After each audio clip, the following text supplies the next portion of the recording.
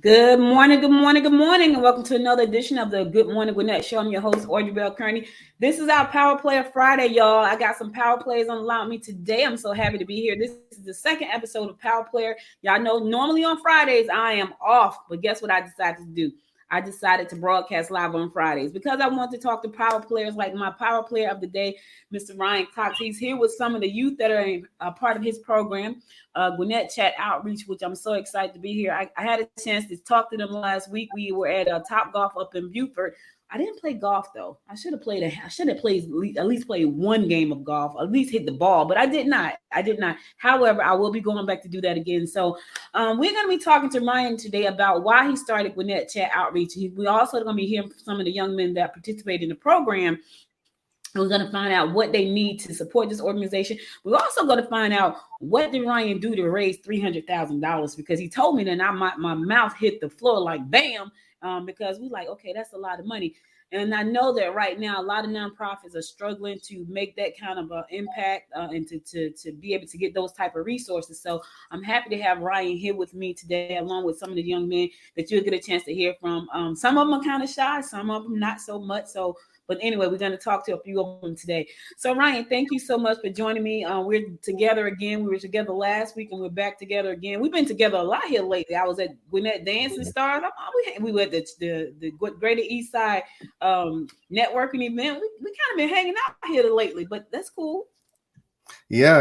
I'm excited to be here. Yeah, I appreciate you showing a lot of support. So any support we can get from the community is always great. So I think everybody's looking forward to being on here today. They were all nervous, like, what questions is she gonna ask? I'm like, I don't know. I said, you'll find out when I find out. Well, thank you all for joining Ryan and I today. Trust me, it won't be anything that you can't answer. And if you can't, just say, I don't know. That's the thing about, having an opinion. If you don't know, you don't know. And that's cool. So, Ryan, please tell the audience. And by the way, y'all, we are streaming live on Facebook, LinkedIn, Twitter, YouTube, and Roku. So we're everywhere right now. Please tell the people what Gwinnett Chat Outreach is and why you started the organization. So Gwinnett Chatt Outreach is it's kind of like a youth mentoring. And so what we try to do is take a different approach to the nonprofit sector. Well, rather than just being a surface level thing, we try to get to some of the root causes and trying to be more proactive in our response rather than reactive.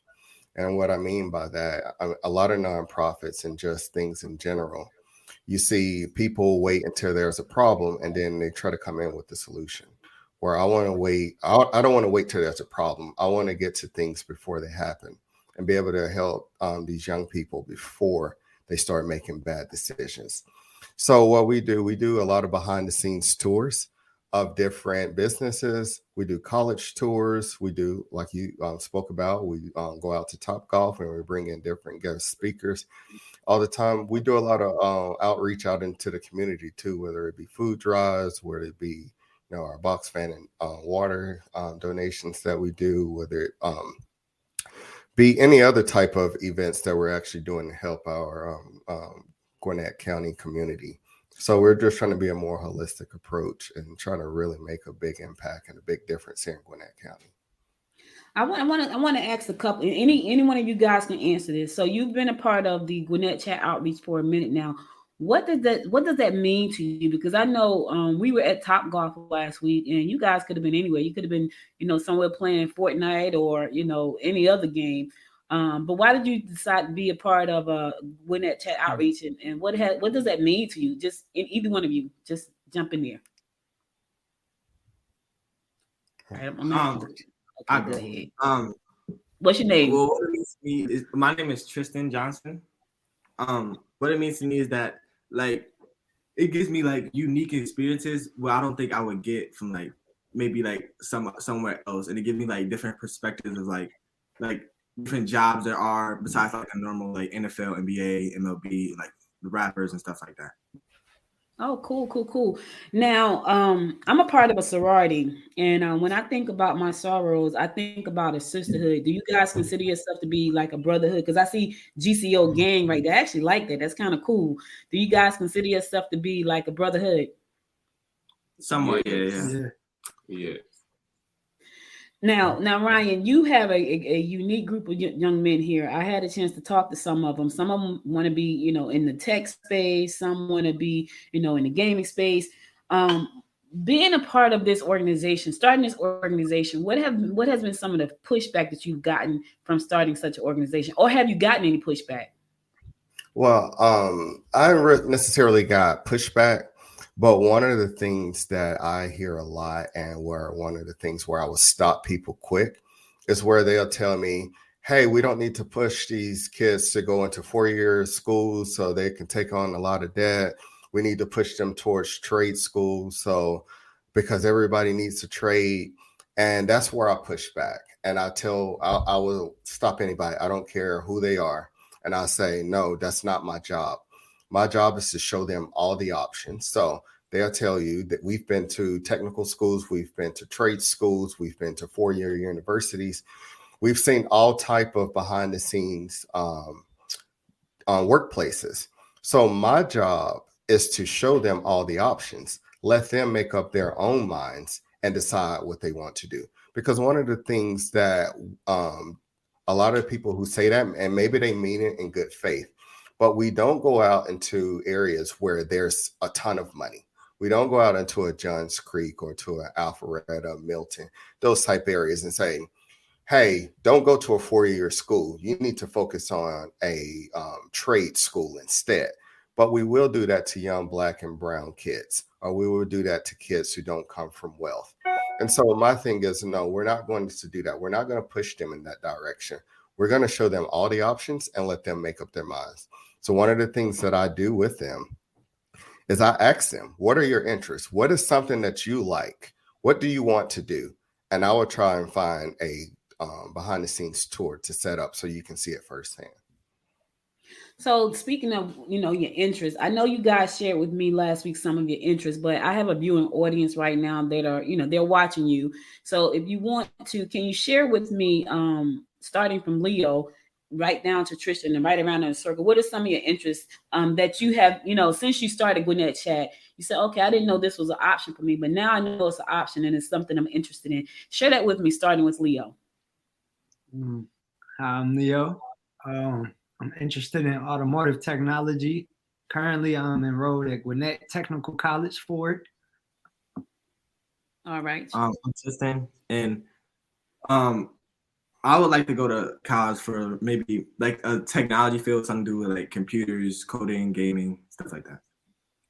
Hello, my name is Jonathan Richard, and I am interested in truck driving and helping my dad because he's owner operator, and I could help him, and I could do the Army Reserves, so I can make income from 2 things. Multiple streams of income. I hear you, Jonathan. I like that. Multiple streams of income. I hear you. Okay, next young man. To Ryan's, yeah. Hello, my name is Kevin. I'm interested in marine biology. Nice. Okay. My name is Gerald Thornton, and I'm interested in producing music. I couldn't hardly hear you. Yes, I said my name is Gerald Thornton, and I'm interested in producing music. Producing music. All right. So look, we got a variety of career options here. All of them good career options. The one thing I could say to all of you is that once you decide that's what you really want to do, just focus on that with everything you got, because you're gonna get many more. And if you stick with Ryan, he's gonna open you up to a whole lot of opportunities, and then you're gonna get confused. Like most of us entrepreneurs are like, oh my God, I want to do all of them. Don't do that. So I'm just telling you that right off the bat. So Ryan, you have gotten a lot of support from the community, right to the point where you've been able to raise $300,000. Tell us about what that process was like, and how did you manage to raise so much money when there are so many nonprofits out there right now who are struggling trying to get their first dollar? I know there's a lady who comes to one of my breakfast meetings, and she has a nonprofit. As a matter of fact, I work with a lot of nonprofits, and the thing I hear the most is that we need to raise money. We need a grant writer. How have you been able to, and so fortunate to raise that amount of money for your organization? Well, it's twofold. And I talked to a lot of other nonprofits, smaller ones like myself, who had a hard time. And the first thing I tell them is you're not going to be successful if you're trying to do it part-time. Like you honestly, with any business, you have to commit and do it full-time. That's number one, because too many people is like, oh, I'll work my regular 9 to 5 and then I'll kind of do this and hopefully it'll grow. And what people need to realize too, it takes a good 2 years before you're going to probably get any type of grant. So you're going to have to put in the work. And so the other thing people have to realize, not only do you have to put in the work, you have to attend everything. You need to be visible and you need to show your face and get to know people and the right people. Because if you're not showing up to things and you are trying to get money, it's like doing business with anything. People do business with people that they know. And if they don't know you exist, they're like, well, I don't know who this person is. I've never seen them before, but I do know this person. They come to all my meetings. They come to all, whatever it is, they're coming to everything. So, and I've seen what they do. Another thing they need to do is have a body of work, because nobody's going to really invest in you until you have a body of work. What does that mean, have a body of work? When you say have a body of work, what does that mean? That means you're actually doing what your organization is saying. So you can ask any 5 of these young men that are in here, and you can ask them what we do. And they can give you an examples of everything that we've done. And I document everything. If anybody follows any of my social media, you will see all of the events that we do, and we document it. So we have the proof that we're out here really doing things. So that's what I mean by having a body of work. You got to put in all the work. It's going to take some of your own investment first before you get there. So once you do that, then you can start applying for grants, because the first thing, you got to show up to things. You got to have people who will vouch for you and say, I've seen this. I've been there firsthand. I've been a part of this. This is what they're doing. Another thing, even when you're using social media, I tell people all the time, stop using stock photos. So anything that I post, is one thing if you're making a flyer, but even on my flyers, I use pictures from events that we're actually doing. So you'll never see me posting anything with a stock photo. I only use the things that we've been out and about, going ahead and doing the things. So even like yesterday, we did a CPR class. I still got to get time to put the video and pictures together.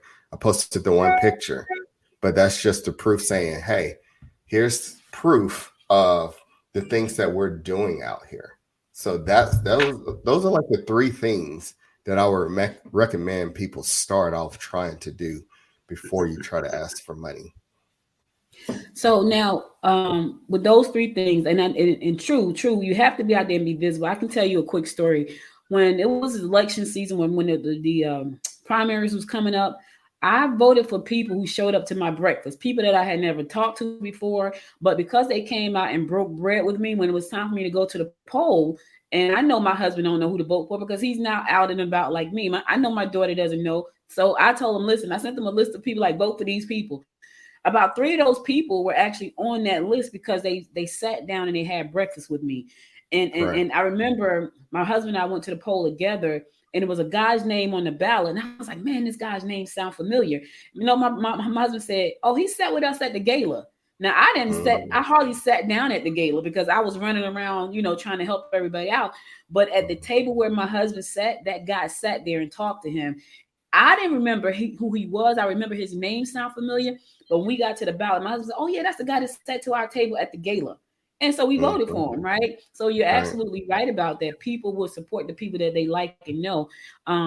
Now, I want to get a little bit more technical about the fundraising part, because I think that there's still a lot of people out there who are struggling that would like to know, did the majority of the money that came into the organization, did it come from individuals? Did it come from community organizations that support your organization? Did it come from donations from regular people? Was it grants? How was that broken down?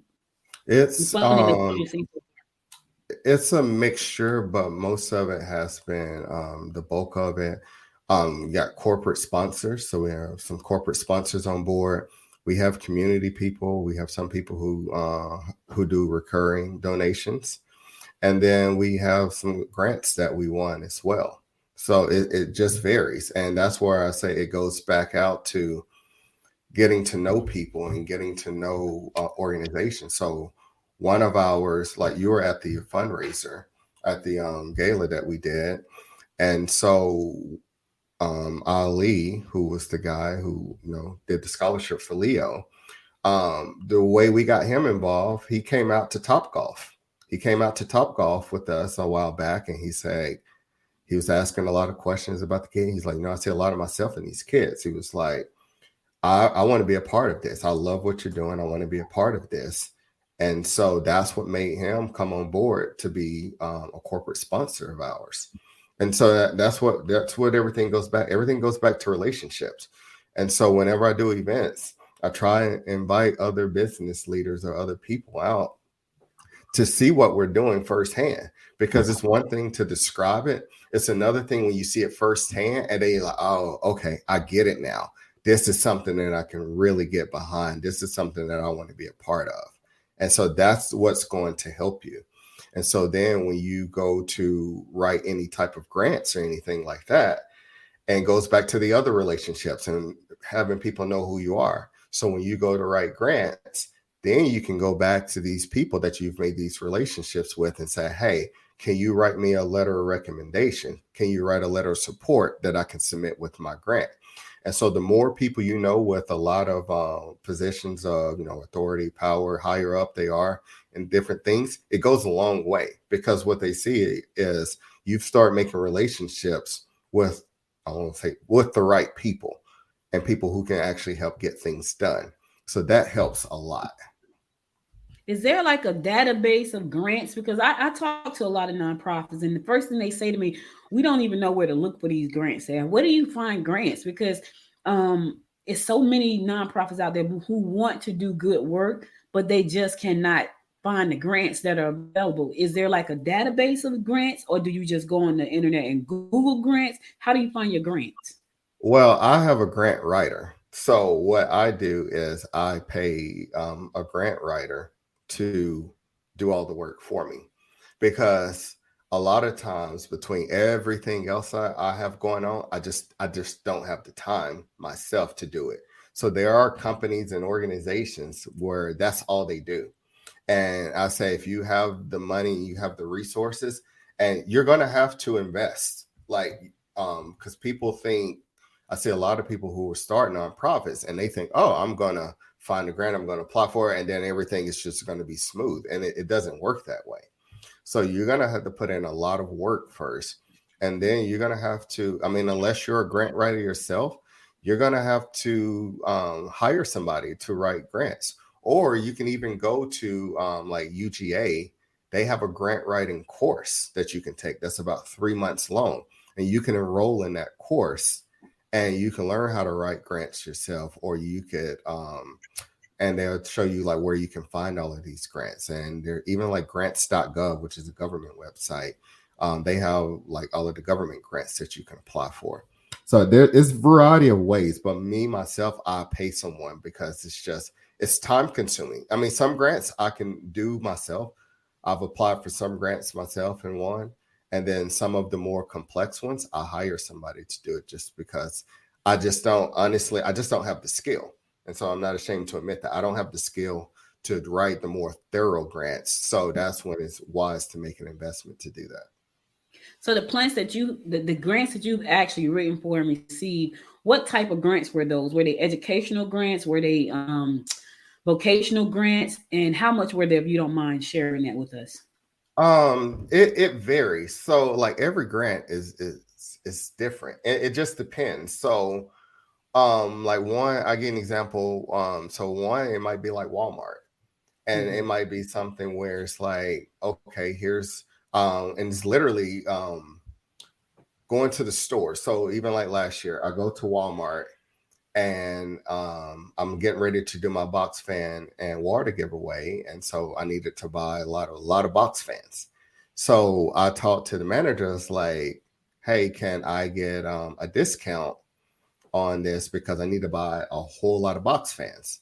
So when I did that, she's like, well, every store, every Walmart, Sam's, all of that, they have grants. So we can award to up to $250. All you need is a letterhead, or write a letter and say what you're going to use it for. And so that was one way. She said also every store every year they can have a store grant where they can give up to $5,000. All you have to do is go onto the website and I forget the website, and then just apply for it. And so then that's what I did. I did that, and then you just wait. And so you can apply. I mean, you can apply for it has to be a minimum of $250 up to $5,000. So you can do it that way. Another grant that we recently won back in May, I think, we did a tour at a college. And the guy who was leading the tour said, hey, we have this foundation here that supports nonprofits that like doing the work that you do. And he was like, I'll start it for you and then you can finish it. And so I applied for that grant and we were awarded that grant just by going and doing that tour of the college. And so that grant right there alone was like $20,000. Wow. So it just varies. It's like I said, everything is about relationships, asking questions. A lot of times just going to stores and just asking. And so they like managers just told me like, hey, we have a grant. Apply for it. Let me know once you apply for it. I'm so glad you shared that because I really talked to her. There's a woman down in Riverdale. She's a client of mine and her heart is so good. She's a pastor, but she has a nonprofit and she does a lot of nonprofit work and a lot of it comes out of her pocket. But she's always trying to figure out how to get grants. I don't know how to get grants. So I'm like, well, I don't know how to do that part. I can help you on the business side, but I have no clue. And she does a lot of stuff like when they had the storms in Mississippi, when they had the storms in Tennessee, in Louisiana, they took truckloads of water and things like that. But a lot of that came out of her pocket, even though she's a nonprofit. And so she drove from Georgia to those towns to make sure people had clean water. So I'm glad you shared that because I don't think a lot of people know that. I don't think they know that there are colleges that have foundations where you can go and apply for grants. Now, you and I have had this discussion plenty of times. And I know you're going to get fired up, but I'm going to go ahead and get you fired up anyway.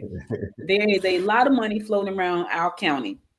And there's a lot of people who get this money, the same people, the same organizations over and over and over. Have you figured out a way to break down that barrier? Because by now, I'm sure that the people that pass that money out already know who you are because you're very vocal about what you're doing. You're also very vocal about your dissatisfaction with the way that money is dispersed. Have you figured out how to actually say, listen, we need you to help support our organization so you can actually get access to that funding? No, I still haven't. And so I will continue to call it out. And so as I'm driving around this morning, one of the things that I told them as we're driving, because we have some conversations sometimes, and I talk to them kind of like we're having conversations now. And I expressed to them my concern, not necessarily about the money, but what I'm seeing a failure of leadership. And we have a systemic failure of leadership where no matter, I would say whether it be a state level all the way down to a county and city level. And the reason I say that, I look at what just happened in Snellville where they found the 2 teens dead. They found them shot to death. I look at what happened over in Norcross at Peachtree Corners where the young man was killed at the QT. And I was talking to them and I was talking to my wife and I was like, this is a failure of leadership. This is a failure of society and even us as adults letting these kids down. Because when I look at organizations like myself, what I'm doing here, and I see the impact that we're doing and the changes that we're doing, and I see where you brought up where there's a failure to be able to get the money and resources here.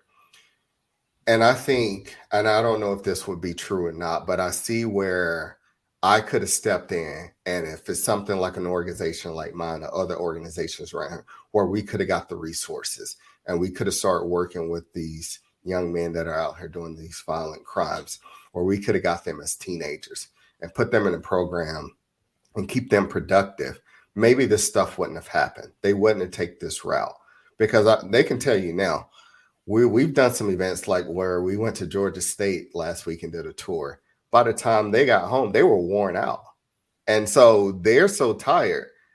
The last thing they're doing is like, hey, I'm going out and I'm about to go rob somebody, or I'm about to go commit some crimes. And so we're trying to keep them busy and keep them productive and let them focus on their future so they don't go out and do that. And that's, to me, that's a failure of leadership, because there's a lot of nonprofits out here that are doing good work and are trying to do good work, but they can't get that funding and that support from a city and a local level. And it's the same organizations that will put a black or brown face on that flyer and not really help. Or they'll do something like, yes, we can fix a homeless situation after they're homeless, but what are we doing to prevent these people from being homeless? So what are we doing to be proactive? And that's where we're messing up. And so there are organizations that want to help, but we keep getting ignored. You know, I grew up in the inner city. I grew up in Newark, New Jersey. And Newark was rough, you know, and it still is. It still is. But it made me the person that I am. Now I could tell you I came from a single parent home, and my mom was instrumental in helping into making sure my brother stayed on the right track. So back then it was like put him in sports, right? And because that's all we knew. There were no video game coding classes, and maybe there were. We didn't know about them. So the best thing my mom did was put my brother into sports. And to this day, my brother is a high school football coach. He coaches at South Gwinnett. My nephew is a college football coach, and my baby nephew plays for Grayson. So that was their way of doing that when there was no man in the family. Do you find that a lot of the young men that you come across, there's a lack of an adult male in the household, which also contributes to, them not having a role model to follow, which is kind of where you kind of step in if you have, young men in that particular space? It depends, because because we work with a variety.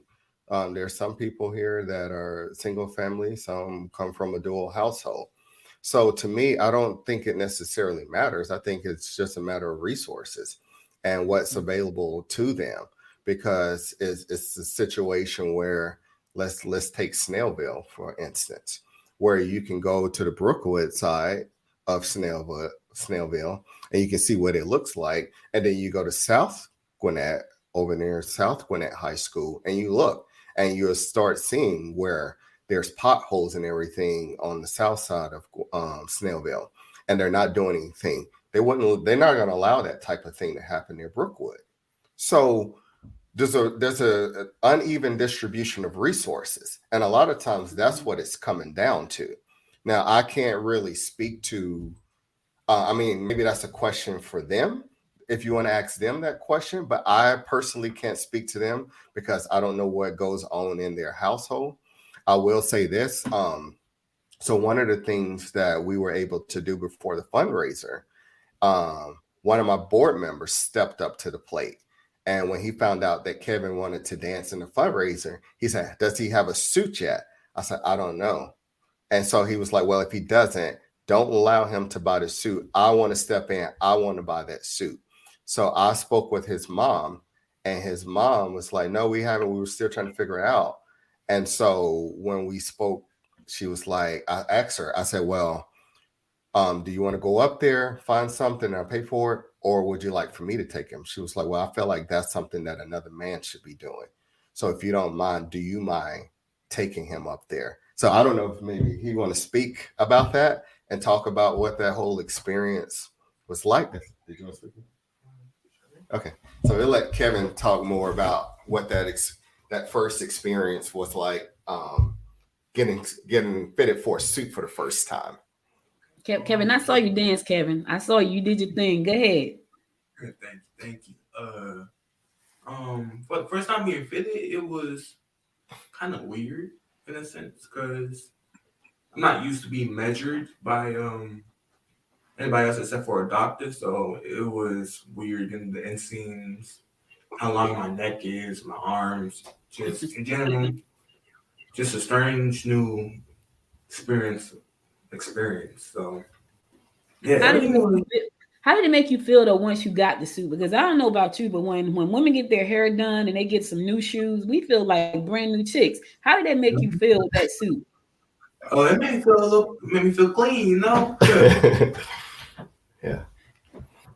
So do you think you think you once you start making this money that you're gonna make, because you're gonna probably make a lot of it, you think you'll be getting more suits that are tailored made? Because not everybody wear tailor made suits. They go to K&G, pick a suit off the rack, stop by Ross, pick up a suit, stop by Marshall.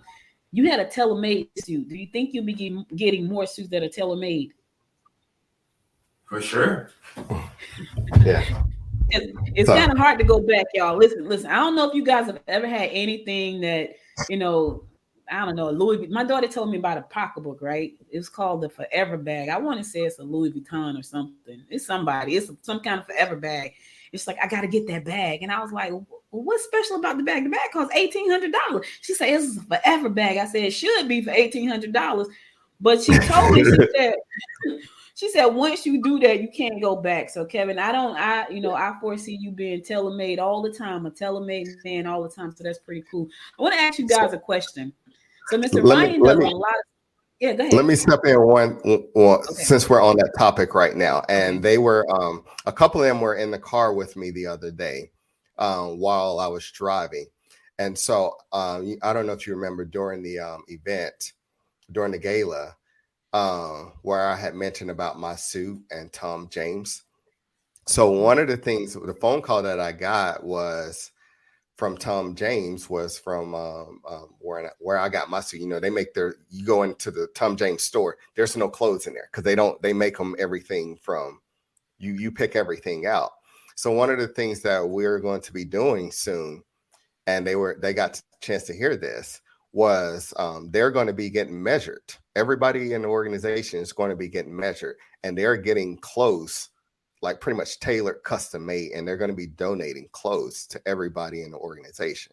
And I was just trying to explain to them, and I still don't think they quite get how big of a deal this is. Like, these suits are in the thousands of dollars. Like, these button-down shirt is easily, they start at about $200, and these are the things that we're going to be getting donated to them. That is amazing. Let me tell you something. The one thing I've learned is that when you put quality into something, you feel different. You walk different. You act different. I mean, all of that, you feel different. And the older you guys get, and the more you're around this type of environment, you're gonna walk different. You're gonna talk different. You're gonna feel different. Your friends are gonna see you differently. You're gonna lose some friends. All of that good stuff, because it's good stuff. It's not bad stuff. It's good stuff. Ryan does so many great things with you guys, but is there one thing, and I want each one of you to tell me this, is there one thing that you wish that you could do or get at Gwinnett Chat that you're not getting right now? We're gonna start with Kevin, and then we're gonna work our way up. Is it something you say, you know what, I wish we could do this through Gwinnett Chat, or I wish we had this, or is it one thing, just one thing, Kevin?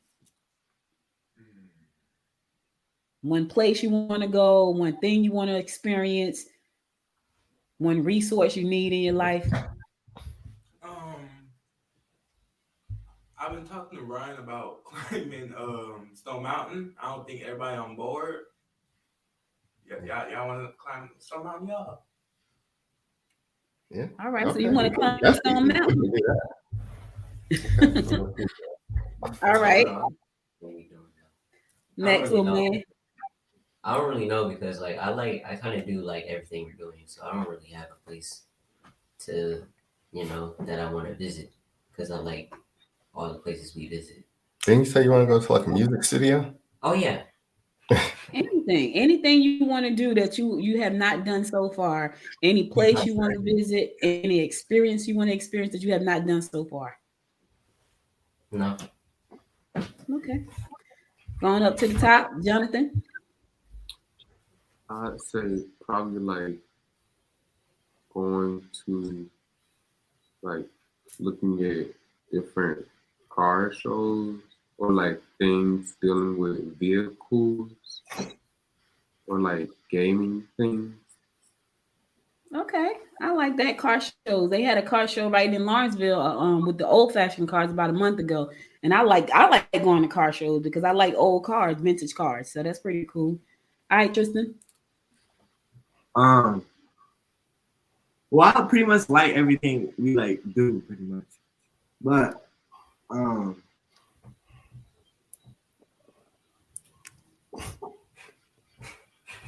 And no, I would say, whatever it is. I would say just a college tour. That's just like what I like. Like just Any college in particular? Not really, just any colleges. Okay. Yeah, we've been on 2 college tours in the last couple of weeks, so they really seem to. Yeah, they really like the Georgia State tour. Okay. You want to go on a black college tour? Yeah, like HBCU. Yeah. Yeah. Okay, Leo. I would say the one thing that I would like want to do as like a group, I would say like behind the scenes of like an automotive shop. Nice. Now you know BMW and Mercedes-Benz have shops right downtown Atlanta, and Hyundai. Hyundai has a plant somewhere downtown too, right? And they have programs. Porsche. Yeah, we're so that's and so that's kind of what's kind of on my list. So if anybody is listening, they have connections to like the Porsche facility, and also even like Atlanta Motor Speedway, because like Leo's already in school for automotive, and then Jonathan's really interested in cars. So those are the 2 things that I'm really going to be working on next to get tours of. So there is a gentleman downtown, and the name of his company is called Derek Automotives. Ryan, you can check him out.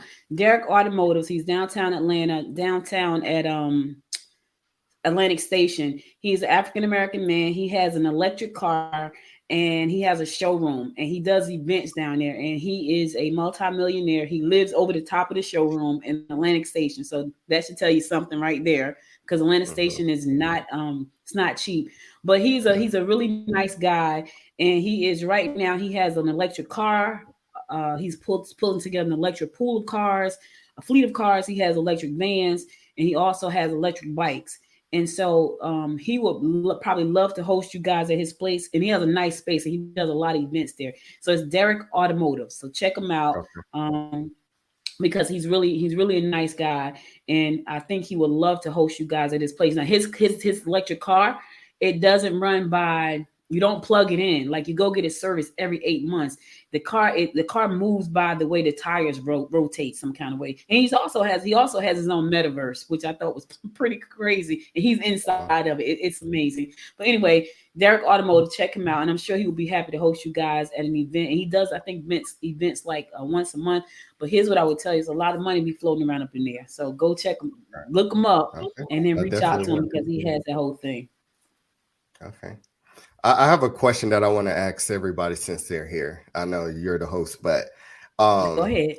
I want to ask everybody, what has been your favorite experience that you've participated in since you've been a part of the program? Like, what has been the thing that you've enjoyed the most?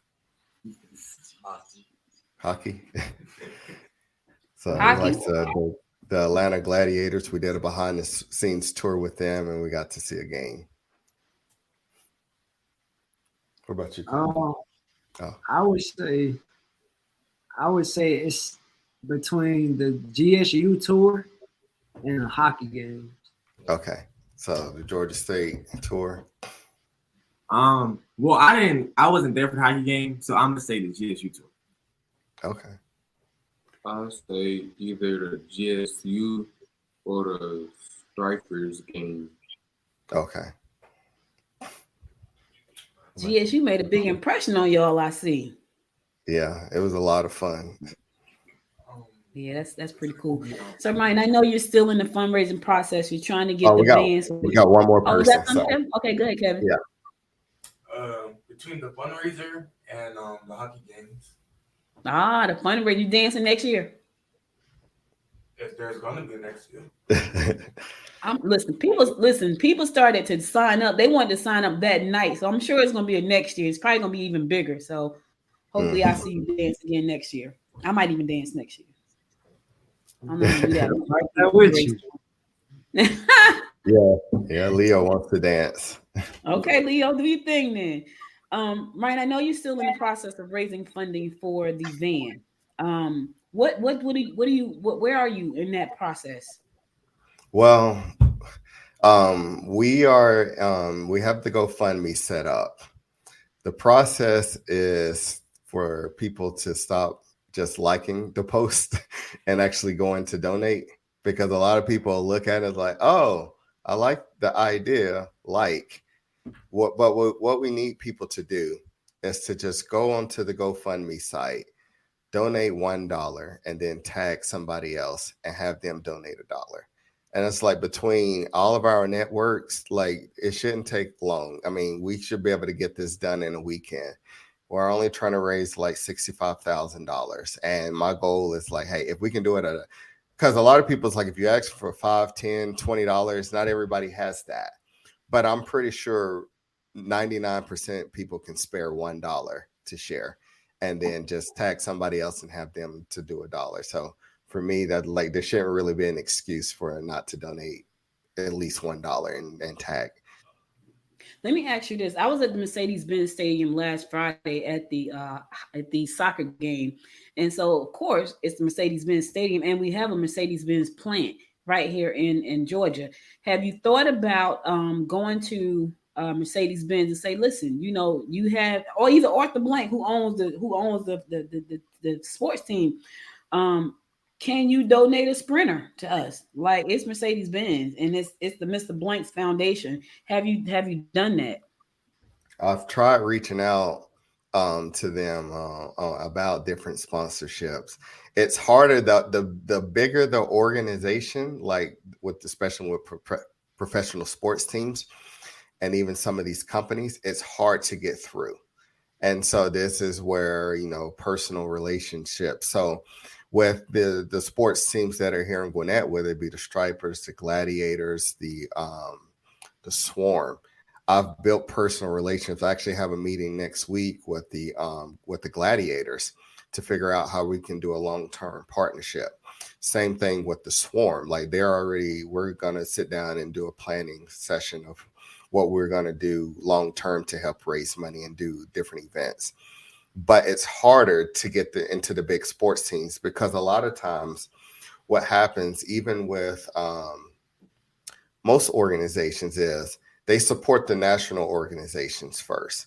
So the bigger companies that have like national brand, they support them more. So it's harder to break into it without knowing someone personally. So, but if anybody has that personal connection and they can do a soft introduction for me, that would be great, because we want bigger sponsorships, because we really are really making a difference out here.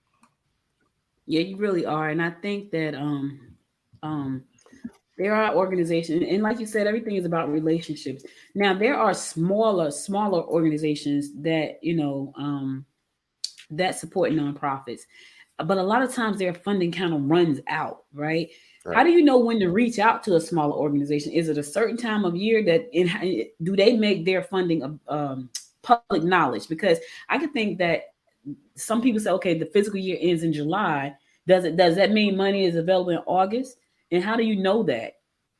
Well, from what I hear is it's best to get to the organizations towards the end of the year, because what happens is they will go ahead, and so like going into the following year, they will already know what money is going to be allocated to where. So this is part of the things now that school is about to start back. I will be reaching out to these organizations that do a lot of philanthropy work, and I will be reaching out to them and saying, hey, look at what we're doing. This is, hey, or is this organization that you want to support? So get to them before they start making that budget for the next year, and people have already started hitting them up. So that's what one of my focus is going to be over the next few months. I know you've been fortunate enough to bring on a grant writer, and a lot of times grant writers are, they're kind of pricey. So how did you set that up where the grant writer, you had to pay them up front? Do they get I don't know, some kind of commission after the grant is won? How does that process work? Because I've talked to quite a few people, and the first thing they say is, oh my God, we can't afford a grant writer. And then how do you know whether it's a good grant writer or not? So it's just like doing any other thing where you got to do your homework. You do your research on this person and see if they're a good fit. So my grant writer that I use, she's been doing it for over 30 years and she has a big track record. She's also very well known. So she's also well connected. So that's one of the things that you want to do. You want to have a grant writer that has these connections, and not only can they find them, but they also know people. And so one of the things I tell people too, whenever you're applying for grants, you also need to find out, you got to do your even more homework. So when you go do something, find out whatever it's a foundation or a board or something like that, find out who's on that board. Start making those relationships, start taking them out. And so you need to build these relationships with the people who are making the decisions on these things, because that's what's going to get you further in that.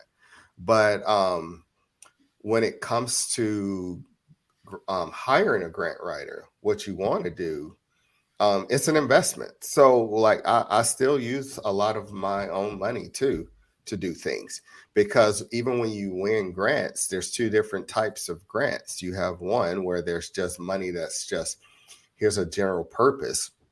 But most of the grants that are out there say, okay, we want to see exactly a breakdown of how are you going to use this money. And so, and then you're going to have to write a report. And with that report, they want to see, okay, here's this.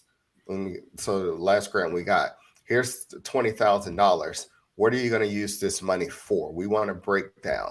So whether, like with me, it helps renting. I had to rent a van last couple weeks to go do things. So it's money to rent a van, money for food, money for tours. I mean, money for one of the other ones we did was if you see like the shirt that I have on, this blue shirt, it was money to buy new shirts for everybody.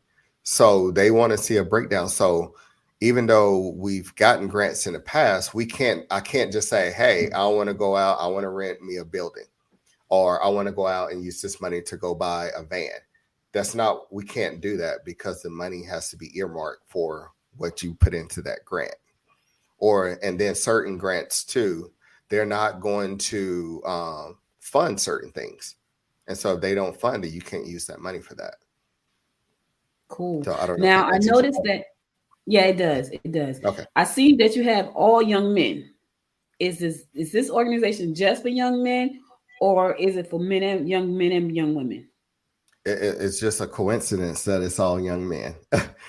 We actually just had another young man that just started yesterday. He came out to the CPR class with us. But it's open to everybody. It's open to any teenager that's in Gwinnett County. It's 100%. There's no financial commitment for this program either, which is the other thing that a lot of the parents really appreciate. So everything that we do, they've never had to come out of pocket for anything. So even yesterday at the CPR class, they asked me this, like, hey, are we going to get lunch? Like they can eat.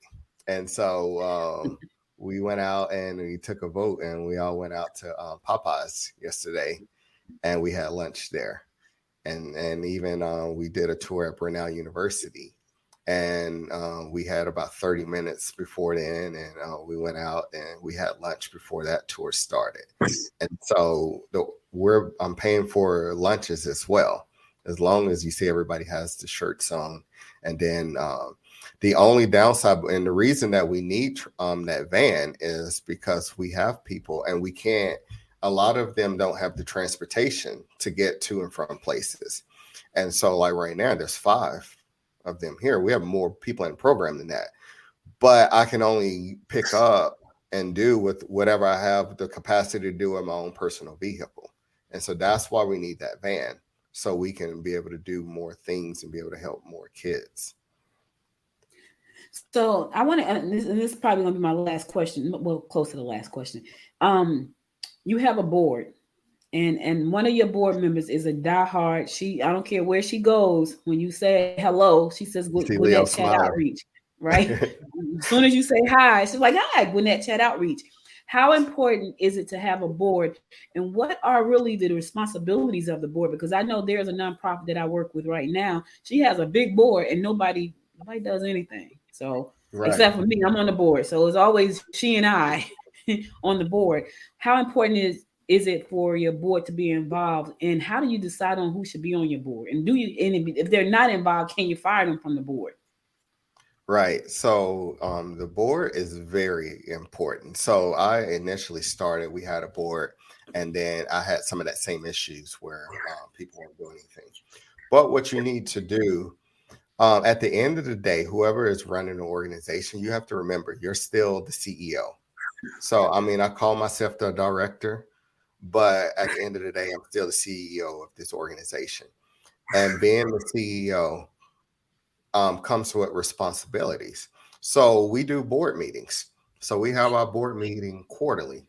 And so every time we have a board meeting, I give them homework. And so me as the CEO, I set the tone, I set the rules, and I let them know what the expectations are. So I tell them, so we just had our board meeting a couple weeks ago. And one of the homeworks for the board was, hey, the number one thing that you all are responsible for is help raising money. So I need everybody to figure out what you need to come up with your own fundraiser, and you need to own it. And you need to figure out what are you going to do as your fundraiser. So that's the main thing. The other thing too, when you're putting a board together, you want to make sure you're not just putting anybody on the board. So the main thing with your board is, who are these people? What value are they bringing to this company, to this organization? So the person that you're talking about, everybody knows Kat. So her contribution, she is the biggest mouthpiece that I would have for this organization. She's my right hand. She will show up. She's been busy lately, but she helped plan the fundraiser. She's out there promoting everything. So then we have another person who is a business consultant. So he's going to advise on certain things. My wife, she's on the board. She's a vice president of human resources. So she's going to bring that element. We have a person on there who's an accountant. So she's going to bring that whole part when it comes to accounting. We have another person he works in IT, and he's also very well connected with a lot of people. So he brings that aspect. And so they are in charge of, everybody has a role. And so not only do they have a role as far as fundraising, but you have an individual role within the organization to make sure it succeeds. And then the other thing, I challenged him too. So we have a total, including myself, of 6 people on the board. And I told them, we need to get this board up to 9 people. And so we're not just going to have anybody on this board. So what we do, I want you all to go out and you need to nominate people, and not just anybody. What type of experience, whether it be they're very well connected, they have money, they have resources, they have time, because not everybody, and one thing Kat always likes to say, we need your talent, treasures, or talent, treasures, or time. And so if you can't bring the treasures, bring the time. If you can't bring the time, bring the talent. So whatever it is, they need to be able to do something, and they need to be making sure that, for me, Gwinnett Chatt Outreach is your number one priority when it comes to philanthropy and when it comes to nonprofit work.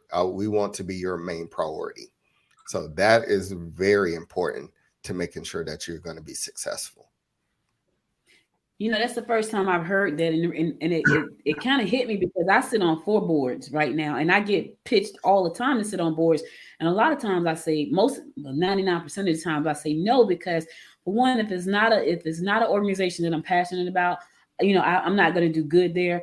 But two, is just a lot of time. And so that's the first time I've heard any director say, I need you to be solely dedicated to my organization. No one has ever said that because I sit on four different boards. My last question is, when you get board members who say, hey, Ryan, I want to sit on your board, right? But their expectation is I'm going to get paid. And I don't get paid from any of the boards I sit on. So let me just put that out there. It's a labor of love because I like the mission. What do you say to that person who say, I want to sit on your board, Ryan, and but I mean, what does it pay? Because I get that too. I hear people say that, and I don't think I don't know anybody who gets paid to sit on the board, but I know people that are expecting payment. No, board members are there because you believe in an organization. You shouldn't get paid. It's just no different from a question you asked earlier about grant writers. Grant writers shouldn't be getting commission off of anything they do. You pay them to do the job. If that job, they get the job done, you pay them to do that job. So that's not how it works. So board members, you're doing it because you believe in an organization. It's something that you want to be a part of. So if somebody's looking to get paid, they're in the wrong spot. All right. Thank you guys so much. Thank you, young men, for sitting here. You sat here for like 56 minutes. So I appreciate y'all. I know that was like a little rough, but I do this every day. So it's all right for me. But I know for you, that was a lot. Any closing remarks you want to say before we close it out and before we let Ryan tell people how to reach out to you, to the fellas? Anything you guys want to say before we say goodbye for the weekend? Just thanks for having us and letting us just answer your questions. You're welcome. You can come back anytime. Anytime you got something to talk about, just shoot me an email and say, hey, I want to come on the show. I got something to talk about. All right. You're welcome anytime. All right, Ryan. Thank you so much. How can people reach out to you to support the organization moving forward? Yeah, you can go to my website, gwinnettchat.org, and you can see all about some of the things that we've done. The best way, honestly, to keep up with us is follow us on social media. We're on Instagram, Twitter, Facebook, LinkedIn, and just search Gwinnett Chatt Outreach. So anything on those platforms, it's going to be more up to date. So you're going to see more of what we're doing because it's just hard. We do so many events and there's so much stuff that's going on that it'll be nearly impossible to keep up with the website every day. But my social media, we're updating probably daily, sometimes twice a day. So you'll get to see all the things that we're really out here doing.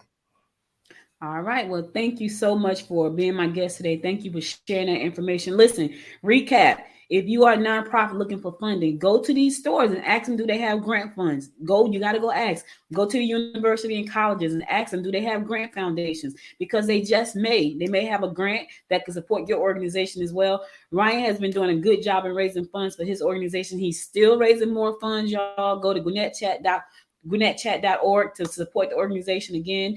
So Brian, thank you guys for being here with me today. I appreciate you taking the time, and I look, when you do something big, come back. I'll love to have you come back.